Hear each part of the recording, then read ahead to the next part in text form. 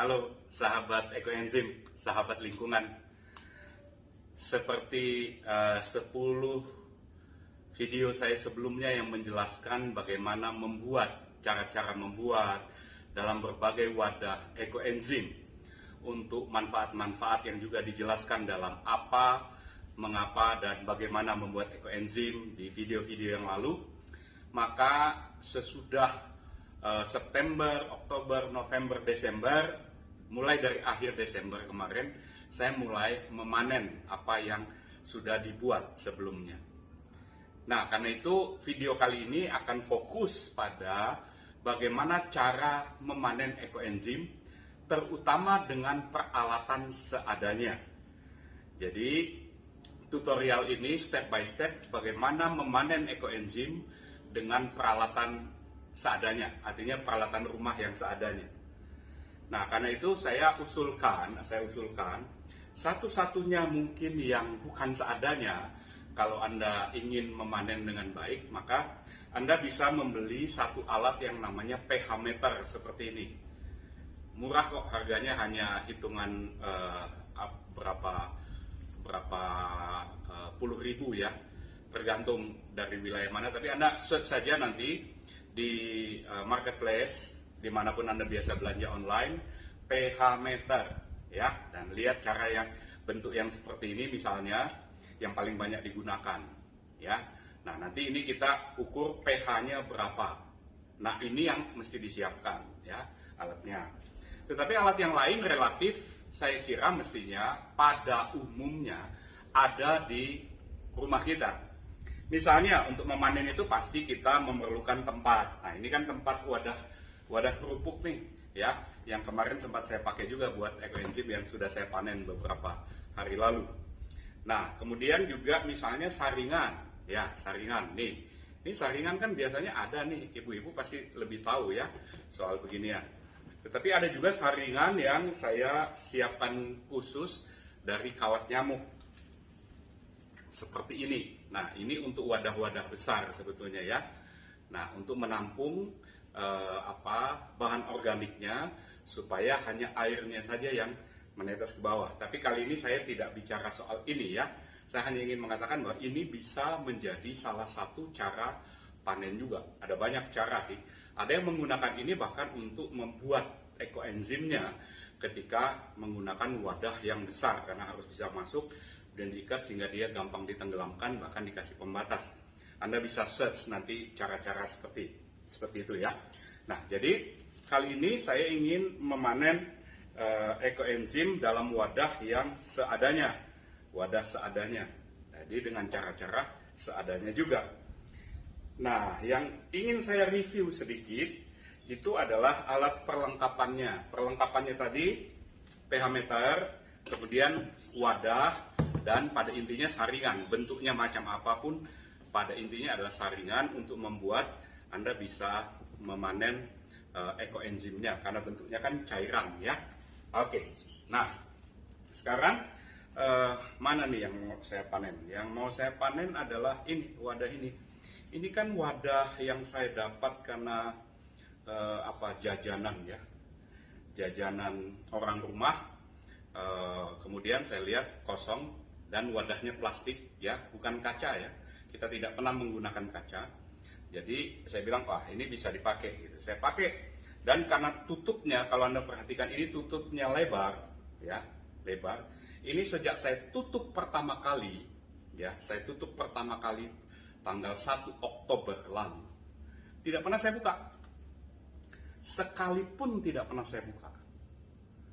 Ya. Nah, ini hasilnya. Jadi tidak perlu buka tutup. Kenapa? Karena wadahnya lebar. Nah, ini seharusnya bisa dipanen mulai tanggal 1 Januari.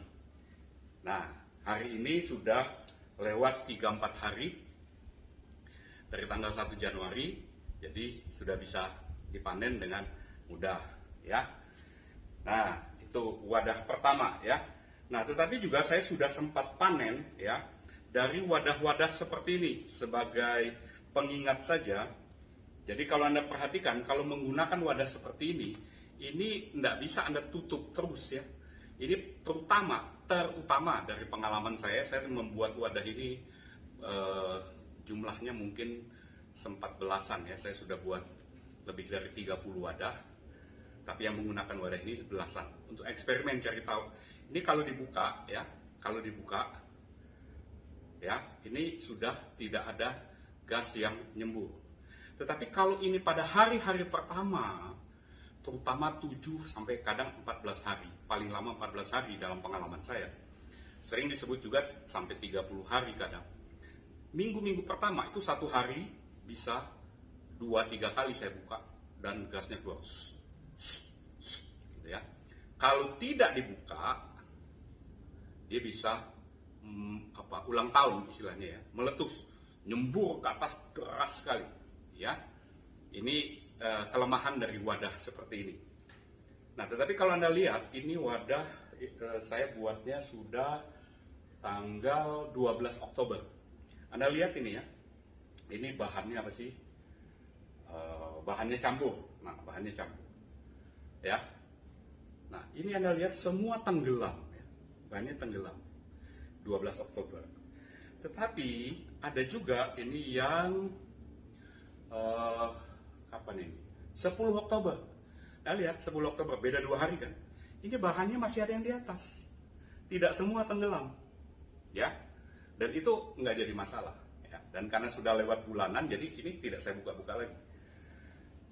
Nah, di video saya yang lain, waktu saya menjelaskan menggunakan wadah seadanya, tutorialnya di awal, ini kalau menggunakan wadah ini, Anda bisa juga pada 2 minggu pertama Anda tutup dengan plastik ya, tutup dengan plastik, kemudian Anda lubangi pakai jarum atau peniti supaya dia keluar. Tetapi ada cara lain belakangan, teman-teman yang lebih berpengalaman kemudian menghubungi saya dan mengatakan sebetulnya tidak perlu terlalu repot begitu.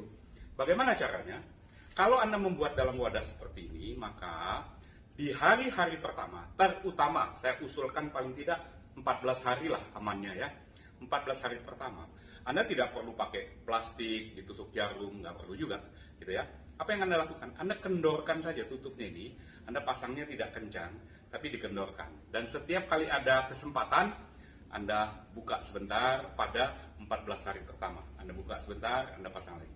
Anda buka sebentar, Anda pasang lagi. Tapi tidak pernah kencang ya, tidak pernah full, tapi hanya kendor saja supaya untuk memberi pori-pori yang membuat gasnya itu bisa keluar secara perlahan.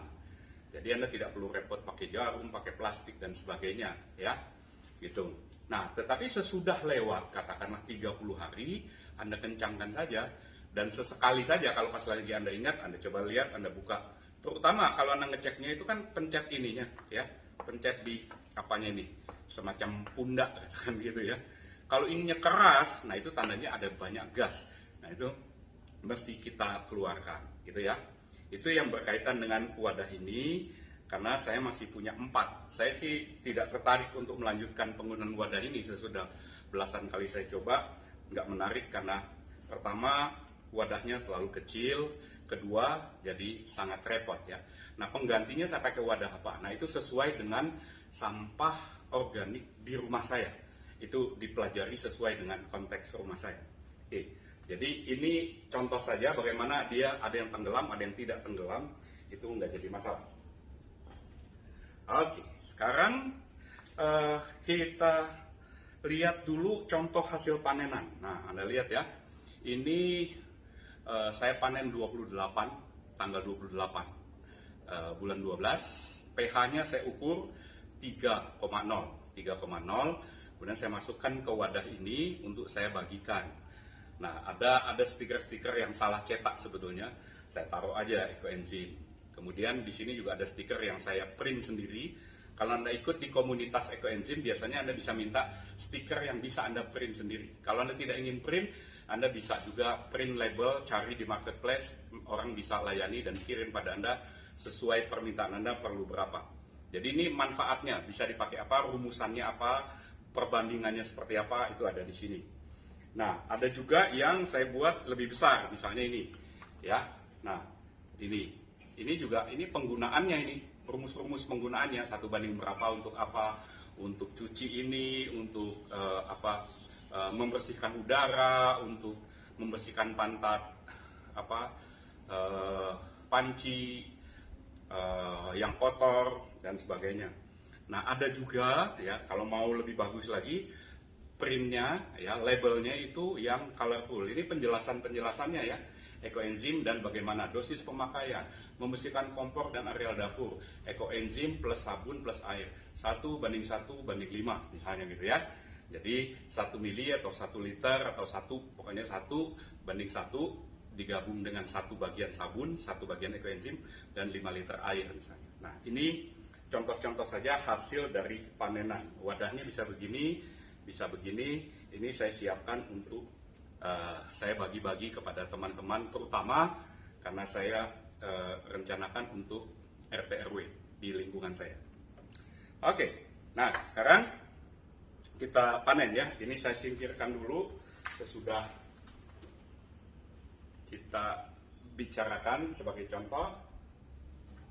Nah, kemudian saya naikkan wadah yang ingin saya panen. Ini juga wadah yang saya eksperimen dan kemudian saya putuskan saya tidak akan pakai lagi wadah seperti ini. Oke, yang pertama kita pakai yang mana? Yang ini dulu ya. Nah, ini wadah yang nggak pernah saya buka ini selama 3 bulan. Oke, 1.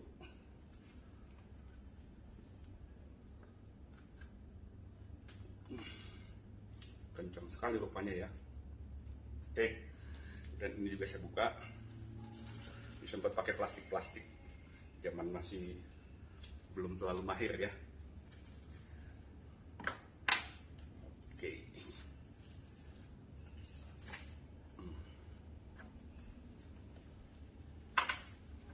Nah, sekarang tinggal saya tuang aja kan. Saya sudah siapkan saringannya. Misalnya, kalau seandainya saya perlu tempatnya, ya saya pakai ini aja.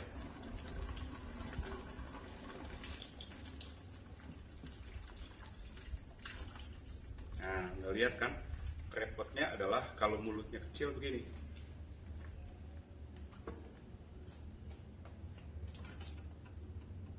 Mangkatnya ya.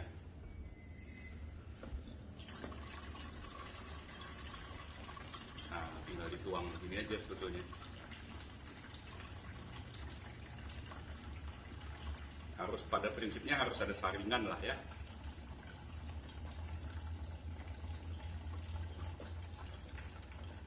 Saringan supaya sampah organiknya tidak ikut.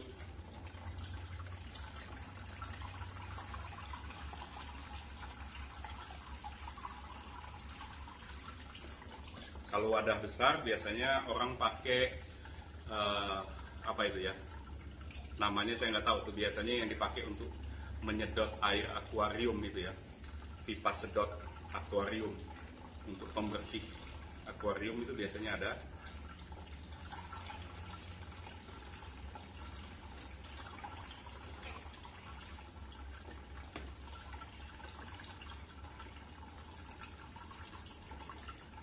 Nah, ini kan wadah kecil ya. Wadah kecil ini cuma 900 gram airnya. Oh, airnya 3 liter. Kan wadah 5 liter ya. 900 gram itu bahan organiknya. Oke. Nah, anggap selesai ya. Jadi masih ada kotorannya di sini, nanti tinggal dikeluarkan.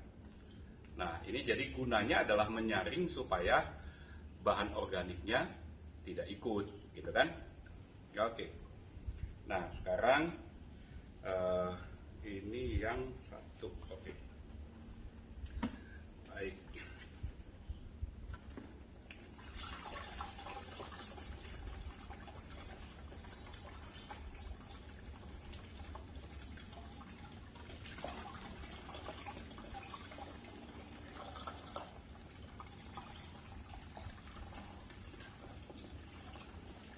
Nah, bahan organiknya yang sudah sempat kita pakai, sebagian ada yang memakainya lagi, jumlah tidak banyak ya, ada 10% kebanyakan, 10-20% maksimal dipakai lagi untuk fermentasi dengan gabungan bahan organik yang baru gitu. Ada yang menggunakan begitu, saya sendiri tidak. Oke.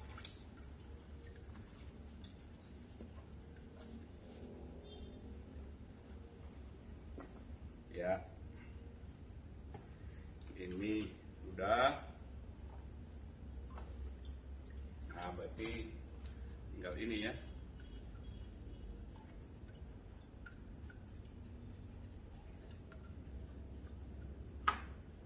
Wah, ini beningnya lain. Jadi saya mau panen dengan waktu yang lain ya. Jadi saya pisahkan dulu, nanti sebentar kita lanjutkan ya. Sekarang kita akan memanen wadah yang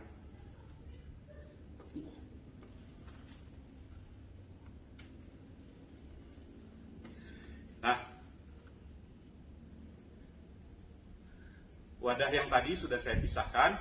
Sekarang kita akan memanen wadah yang botol ini ya.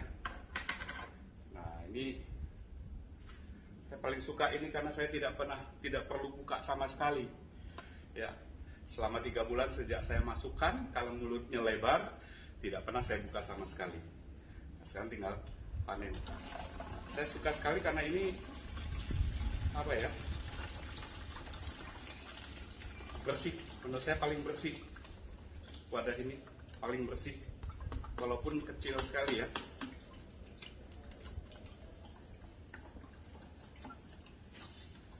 Nah, saya punya 3. Oke. Oke.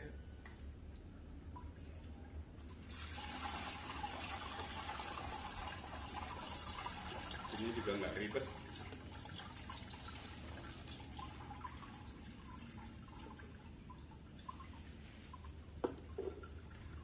Satu lagi.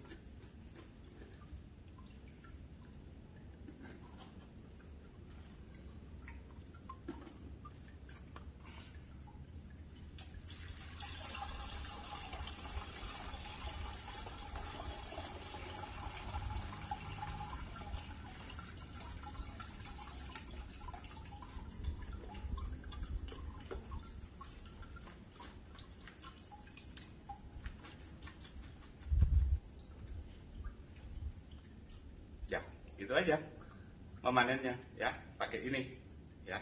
Saya bisa taruh di sini, nanti tinggal saya ambil, selesai ya. Dan ini bisa saya bersihkan, nanti saya pakai lagi wadahnya ya. Wadah-wadah yang gampang dipakai begini biasanya saya pakai ulang, tapi yang botol air mineral tadi sudah nggak menarik buat saya ya. Nah, itu cara panennya. Nah, kemudian Anda bisa mengukurnya pH-nya dengan pH meter ya. Dengan pH meter ini selalu dalam keadaan off ya. Jadi kalau mau dipakai baru di-on-kan. Di-on-kan, nah kemudian diukur pH-nya berapa. Ini saya keluarkan aja dulu. Saya keluarkan. Ingat, ini bahannya selalu diusahakan variasinya ya, lebih dari minimal 5 macam ya, 5 macam. Ini nanas, apel, timun, apalagi jeruk, kemudian apalagi itu, pepaya, segala macam ya.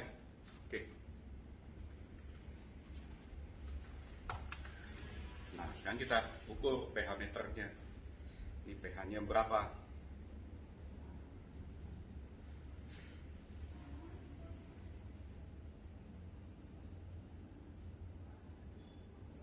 Nah, tercantum di sini 3,1. Memang selalu disebutkan bahwa pH dari ekoenzim itu di bawah 4. Nah, dari pengalaman saya, pH dari semua yang pernah saya panen itu berapa variasinya? Variasinya antara 2,7 sampai 3,3. Itu pH ekoenzim yang saya panen di rumah saya. Oke, jadi itu tentang cara panen.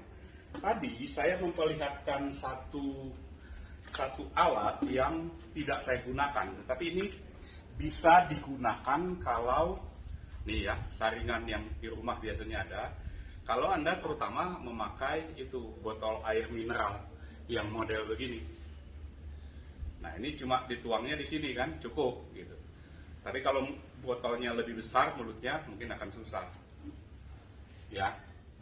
Nah, itu tadi penjelasan mengenai cara panennya. Nah, saya ingin lanjutkan sedikit pada tutorial panen ini, hal yang tidak berkaitan dengan panen tetapi berkaitan dengan satu kebiasaan di rumah yang kemudian saya temukan, yaitu bahwa di rumah saya memang rata-rata itu sampah organik yang bisa digunakan untuk ekoenzim itu jumlahnya 350 gram. Nah, karena 350 gram berarti Anda bayangkan kalau seandainya 10 hari berarti dia akan 3,5 kilo. Ya kan? Nah, kemudian saya berpikir wadah apakah yang secara natural yang kalau saya pasok terus cukup 3,5 kilo atau dekat-dekat dengan itu. Nah, belakangan ini sudah wadah ke-7 ya, berarti sudah lewat 7 minggu. 7 minggu terakhir ini saya menggunakan wadah ini ya, mineral galon yang baru yang tidak isi ulang ya, tidak isi ulang berarti tambah sampah plastik sebetulnya ya, cuma sampah plastik ini katanya daur ulang, saya nggak bicara itu kali ini. Tapi mengapa saya memilih ini, karena ini wadah ini airnya dikatakan 19 liter ya, jadi saya hitung aja 18 liter ya, nah, 18 liter. Nah, karena itu kalau dipakai 60%-nya saya anggap saja itu di sini saya hitungnya, oh ini 15 liter kalau nggak salah ya, 60%-nya 9 liter. 9 liter air. Nah, padahal rumusan baku itu adalah 1, 3, 10. 10 bagian adalah air.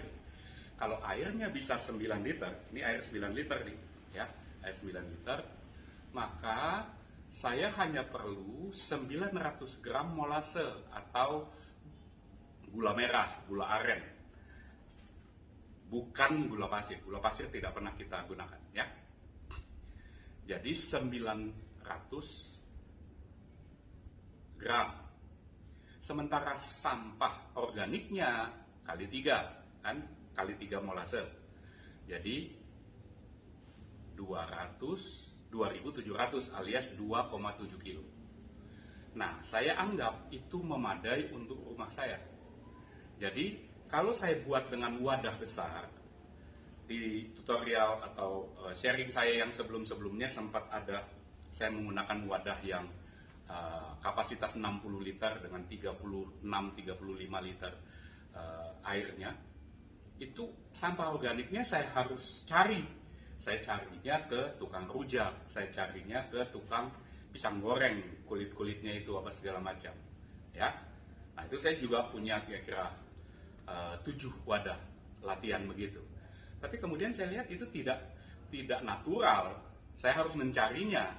Sementara gerakan ekoenzim itu saya kira lebih diperlukan untuk dilakukan pada tingkat rumah tangga, RT RW, ya, supaya betul-betul menjadi satu gerakan yang membersihkan lingkungan sekitar terdekat. Nah, karena itu saya pikir yang paling natural apa ya wadahnya. Nah, kecuali wadah toples begini yang mudah memasukkannya, mudah memanennya dan sebagainya. Pada level lain, saya sudah buang air mineral yang, wadah air mineral yang 1,5 liter itu. Maka saya pakai ini. Ini 15 liter. 15 liter kapasitasnya. 60%-nya 9 liter, itulah airnya. Jadi molasenya 900 gram. 900 gram. Jadi saya punya selalu beli molase dengan jerigen, satu jerigen itu sekitar 6-7 kilo. Ya. 6-7 kilo. Berarti saya bisa pakai itu 6-7 kali untuk ini ya. Untuk wadah ini kan 900. Nah, Jadi kemudian saya mulai membiasakan dengan wadah ini, ya, wadah ini. Ini bau ekoenzim juga mengundang lalat, ya. Nah, karena itu wadah ini mulai sering saya gunakan secara natural saja. Jadi saya tidak pernah lagi ke tukang rujak, ngambil sampahnya secara khusus, minta sampahnya, enggak. Saya gunakan saja yang di rumah saya. Cuma saya cicil kan. Saya cicil. Itu di video sebelumnya juga saya sudah jelaskan bagaimana mencicilnya. Dan disarankan kalau mencicil itu perhatikan bahwa molasenya tidak boleh dicicil. Molasenya langsung saya masukkan, saya larutkan, itu jumlahnya molase 900 gram, air 9 liter. Ya, 9 liter. Kemudian 2,7 kilo bahan organiknya saya cicil setiap hari. Ada sampah saya masukin, kulit pisang saya masukin, saya timbang, saya masukin, pakai timbangan kue saya masukin, kemudian jumlahnya saya catat. Jumlahnya saya catat. Nah, yang perlu diperhatikan adalah catatan itu harus terus diperhatikan sehingga tidak berlebihan dan tidak kurang, ya. Jadi sesudah masuk 2 hari 700 gram, 3 hari 1050, 4 hari 1,4 kilo, 5 hari dan seterusnya. Jadi itu bisa dieksekusi di rumah tanpa harus saya mencari sampah organik khusus, ya. Nah, dengan begitu saya rasa itu lebih natural. Nah, tetapi penggunaan wadah ini yang 15 liter, airnya itu 9 liter. Ini mesti diperhatikan. Awalnya saya pakai hari-hari pertama, ingat itu fermentasi, ya. Jadi selalu ada gas, ya, harus disalurkan. Awalnya saya buat balon, ya, balon supaya kalau dia mengembang gitu dan kadang dia meletus dup gitu, saya ganti lagi balon ulang tahun. Tapi belakangan saya dapat informasi, edukasi dari kawan-kawan yang lebih senior, sebenarnya tidak perlu begitu. Ya balik lagi, ininya saja, tutupnya saja. Tutupnya itu tidak saya kencangkan. Ini kencang nih, full. Ya. Tapi saya longgarkan. Saya longgar begitu rupa, saya longgarin. Tidak longgar sekali juga. Artinya kalau dicabut tidak bisa tercabut. Tapi tidak kencang. Ya. Nah, setiap pagi, malam, paling tidak 2 kali. Kadang 3 kali kalau saya pas bekerja dari rumah. Di setiap sarapan saya buka, saya tutup. Tidak kencang, ya, kendor. Kemudian waktu makan siang saya buka, saya tutup. Waktu malam juga saya buka, saya tutup. Itu paling tidak 3 kali, kadang bisa 4 kali kalau saya kerja di rumah, ya. Pokoknya kalau saya lewat areal ini, areal di belakang rumah saya ini, taman kecil ini, saya selalu buka, gitu. Ya, sehingga saya tidak perlu balon lagi, saya tidak repot dengan macam-macam hal yang awalnya saya repot dengan itu. Nah, ini sudah saya lakukan 7 minggu terakhir. 7 minggu terakhir. Ya. Jadi ini wadah yang saya kira belum pernah saya panen sih, tapi Anda bisa bayangkan ya, kalau panen paling ini tinggal saya tuang gitu ya. Dan ada saringannya tadi, seperti saringan itu tadi. Nah, itu wadah yang tetap seadanya. Saya berusaha mencari wadah yang seadanya. Nah, wadah lain apa? Wadah lain itu saya sempat dapat yang 13 liter beratnya. Nah, begini, ini wadah-wadah, saya kira wadah-wadah kerupuk, ya, tempat kerupuk. Nah, ini baru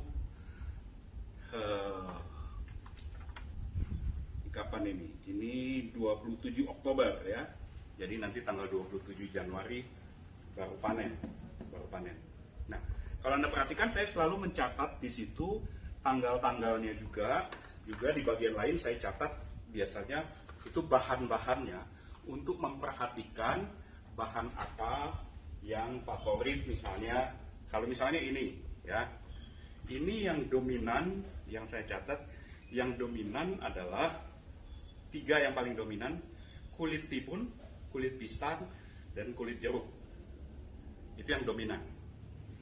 Di samping itu ada apa? Ada wortel, ada kulit mangga, ada apel, pir, dan sedikit kol. Ada yang potongan kangkung, ada yang potongan bayam, sedikit-sedikit biasanya.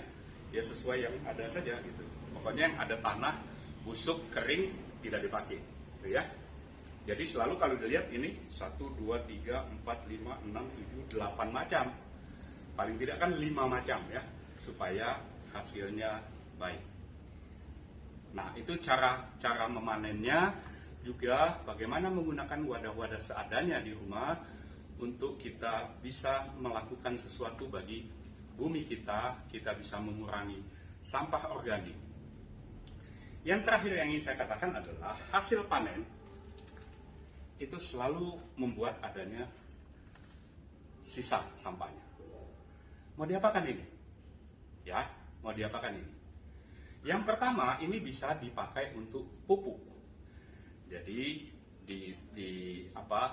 Anda gunakan di tanah gitu, kemudian Anda masukkan ke dalam tanah, dia menjadi pupuk. Satu. Yang kedua, Anda bisa meletakkan ini juga di jalan-jalan tikus misalnya. Kalau ada di lingkungan RT RW Anda tempat yang biasanya banyak tikus, maka Anda taruh saja di jalan itu. Biasanya selama beberapa waktu tikus akan menghindari itu. Dia nggak suka dengan baunya. Ya. Jadi candaan orang-orang itu seringkali kalau di rumah Anda mulai kedatangan tikus, jangan-jangan tetangga Anda sudah bikin ekoenzim, gitu ya. Itu salah satu humornya kawan-kawan relawan ekoenzim, gitu ya. Nah, bisa juga tadi saya sebutkan, jadi 3 ya, paling tidak 3 lah sejauh ini ya. Bisa digunakan pertama tadi untuk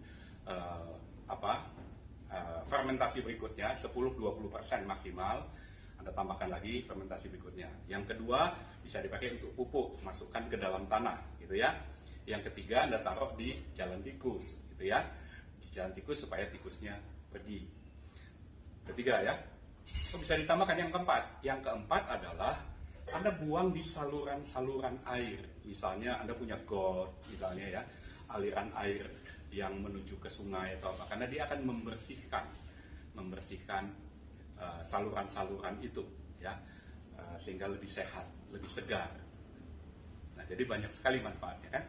Jadi hal sederhana itu memang hal sederhana, sama seperti buat ekoenzim, hal yang sederhana.